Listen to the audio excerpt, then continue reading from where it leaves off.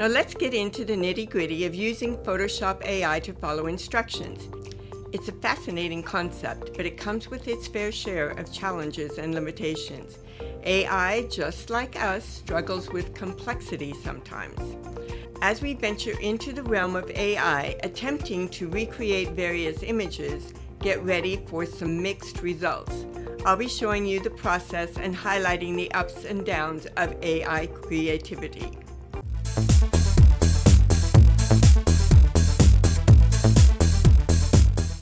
Wheat is first.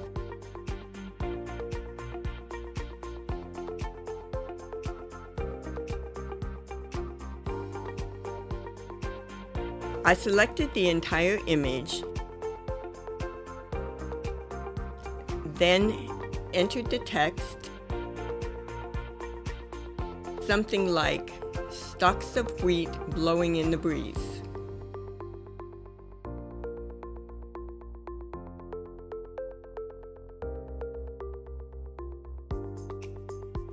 I told it to generate the image, and the actual processing time took about 15 to 20 seconds. And we got a fairly interesting, artistic black and white image of wheat stalks. I didn't see any evidence of a breeze though, and what is that thing dangling down? The next image was the same image, but this time I told it to generate stalks of wheat swaying in the breeze. Another few seconds for the image generation. Another pretty wheat image, this time in color, still no breeze, gentle or otherwise.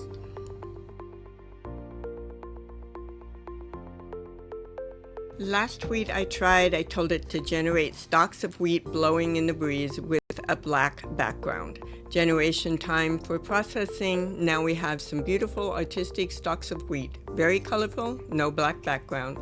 They look like they're in the ocean or something. Let's go to bugs. First, after selecting my bug, I had to invert my selection. I told it something like, create a harsh environment with whirring bugs. The result was a bug that looked like it was hovering over sand beneath a pier.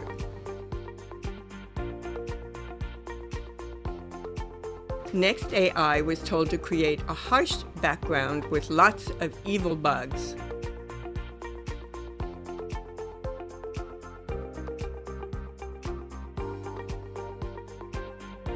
It was more like my description, but the bug still looks like it's floating over the desert. It has no shadows to help it look grounded. Also, my poor job of creating the selection left part of the background between the legs of the bug. So I had to go in and fix those issues.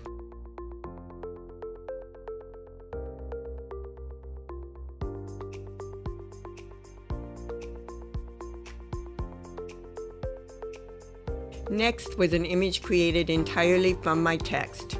No other image to start with.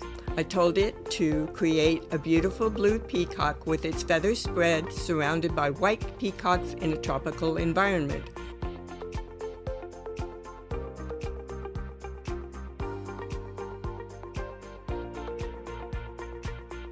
I chose to add a metallic effect.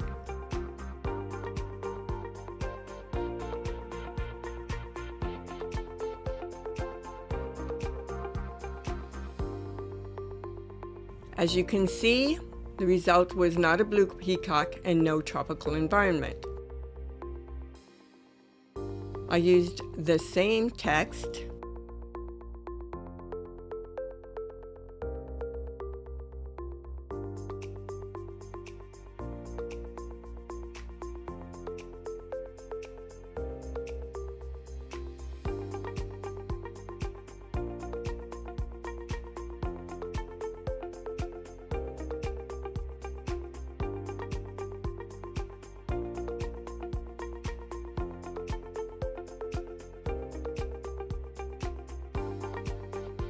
This time I got a beautiful peacock, but there are white peacocks in the background. It was close to what I had asked for, but not very artistic. That white peacock in the back it has its head cut off.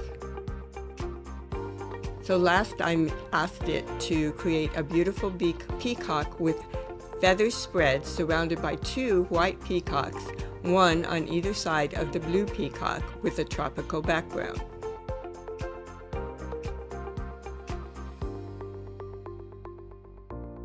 This was much closer to the instructions I gave it. Still no tropical background, but at least I got a blue peacock and 2 white peacocks.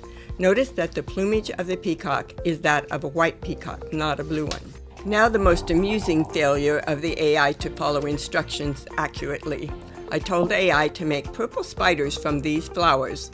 Partly my bad because I wasn't using the reference photo tool, so I wasn't referencing the photo I wanted it to. But where are the spiders? All we got was a photo of purple flowers. I think that one may be worth trying again at a later time. Let's take a moment to reflect on our experiment. AI did not follow instructions well overall. It's time for a quick summary to wrap up our journey. Using almost the same verbiage, I got 3 entirely different wheat images. I learned to make sure my selection is exact before having AI make changes. The bug image was pretty good, but the bug looks like it's floating in the desert. It needs shadows. The peacock images were pretty nice, but didn't look like what I was expecting from my description. The spider flower image was a complete fail. In the defense of Photoshop AI, this is the beta version I'm using, and I've tried quite a few of AI imaging tools, and none of them performed to my expectations. I think they'll get there, but they're going to have to learn our language better. And now, over to you, our amazing viewers. Share your thoughts on AI image technology and let us know what other experiments you'd like to see in the comments below. Your feedback drives our future content, so don't hold back. That's a wrap for today. Thanks for joining us on this adventure into the world of Photoshop AI and its attempts to follow instructions. Stay tuned for more exciting experiments and tech explorations. Remember to like, subscribe, and hit that notification bell for all the latest tech grandma updates. See you next time.